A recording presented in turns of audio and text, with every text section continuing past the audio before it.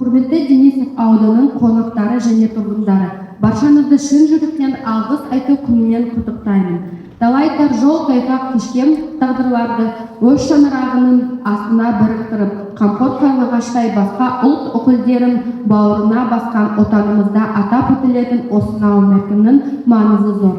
Алғыс айту күні бұл тағдыр тәлкемеген Қазақстанға қоныс аударған түрлі этнос өкілдерінің қазақ еліне ризалығын білдіру арқылы өзара түсіністігіміз бен сыйластығымызды басқа жұртта паш ететін күн. Алғыс айту күні бірлігімізді бекемдеп, шынайы ықыласымыз бен сыйластығымызды одан әрі нығайтуымыз қажет.